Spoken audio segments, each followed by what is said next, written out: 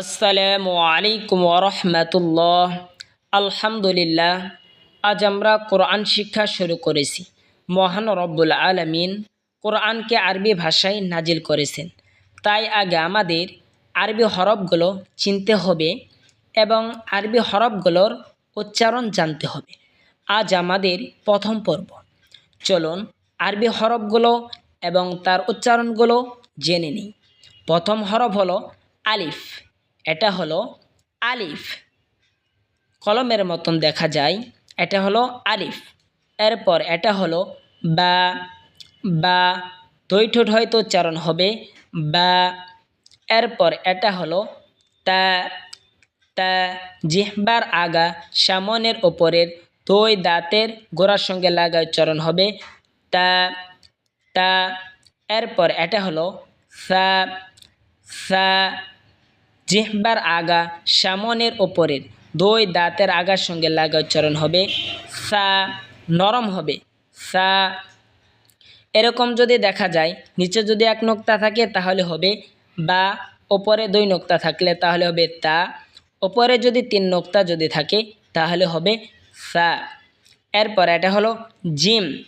Gym জিহ্বার মধ্যখান তার বরাবর ওপরে তালের সঙ্গে লাগা উচ্চারণ হবে জিম। এরপর এটা হলো হা। হা হলকের মধ্যখান হয়তো উচ্চারণ হবে হা। হা বরহা হা। এরপর এটা হলো খ। খ হলকের শেষ ভাগ হয়তো উচ্চারণ হবে খ।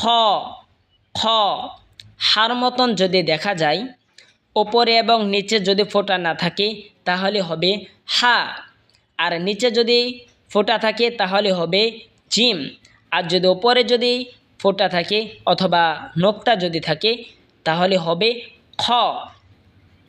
এরপর এটা হলো দাল। জিহ্বার আগা সামনের ওপরের দুই দাঁতের গোড়ার সঙ্গে লাগাই উচ্চারণ হবে দাল। এই তা যেখান থেকে উচ্চারণ হয়েছে সেখান থেকে এই দালও উচ্চারণ হবে। এরপর হলো দাল। জিহ্বার আগা সামনের ওপরের দাঁতের আগার সঙ্গে লাগা উচ্চারণ হবে দাল। এই সা যেখান থেকে উচ্চারণ হয়েছে সেখান থেকে দাল উচ্চারণ হবে। এরপর হলো র। র জিহ্বার আগার পিঠ তার বরাবর ওপরে তালের সঙ্গে লাগায় উচ্চারণ হবে র। এরপর হলো ঝা। ঝা জিহ্বার আগা সামনের নিচের দুই দাঁতের আগার দিকে লাগায় উচ্চারণ হবে ঝা। এরপর হলো সিন। সিন জিহ্বার আগা সামনের নিচের দুই দাঁতের আগার দিকে লাগা উচ্চারণ হবে সিন। এই ঝা যেখান থেকে উচ্চারণ হয়েছে সেখান থেকেই সিন উচ্চারণ হবে। এরপর হলো শিন। শিন জিহ্বার মধ্যখান তার বরাবর ওপরে তালের সঙ্গে লাগা উচ্চারণ হবে শিন। এরপর হলো সদ। সদ জিহ্বার আগা সামনের নিচের দুই দাঁতের আগার দিকে লাগা উচ্চারণ হবে সদ অথবা সোয়াদ, দুটোটাই বলতে পারেন। এই সদ, এই সিন এবং এই ঝা ওই একই জায়গা থেকে উচ্চারণ হবে। এরপর হলো দত। জিহ্বার আগার কিনারা ওপরের মারের দাঁতের গোড়ার সঙ্গে লাগা উচ্চারণ হবে দত। এরপর হলো ত। ত জিহ্বার আগা সামনের ওপরের দুই দাঁতের আগার সঙ্গে লাগায় উচ্চারণ হবে ত। এই তা যেখান থেকে উচ্চারণ হয়েছে এই দালও সেখান থেকে উচ্চারণ হবে এবং তও সেখান থেকে উচ্চারণ হবে। এই তিন হরফ ওই একই জায়গা থেকে উচ্চারণ হবে। এই তিন হরফ ওই একই জায়গা থেকে উচ্চারণ হবে। এরপর হলো ল। ল। ল জিহ্বার আগা সামনের ওপরের দুই দাঁতের আগার সঙ্গে লাগায় উচ্চারণ হবে ল। ল এই সা যেখান থেকে উচ্চারণ হয়েছে সেখান থেকেই জাল উচ্চারণ হবে, সেখান থেকেই ল উচ্চারণ হবে। এই তিন হরফ একই জায়গা থেকে উচ্চারণ হবে। এরপর হলো আইন। আইন হলকের মধ্যখান হইতে উচ্চারণ হবে আইন। এই হা যেখান থেকে উচ্চারণ হয়েছে সেখান থেকেই আইনও উচ্চারণ হবে। এরপর হলো গইন, গইন হলকের শেষ ভাগ হয়তো উচ্চারণ হবে গইন, গইন। এই খ যেখান থেকে উচ্চারণ হয়েছে সেখান থেকেই গইনও উচ্চারণ হবে। এরপর হলো ফা, ফা, ফা জিহ্বার ঠোঁটের পেট সামনের উপরে দুই দাঁতের আগার সঙ্গে লাগে উচ্চারণ হবে ফা, ফা। এরপর হলো কফ, কফ জিহ্বার গড়া তার বরাবর উপরে তালের সঙ্গে লাগে উচ্চারণ হবে কফ।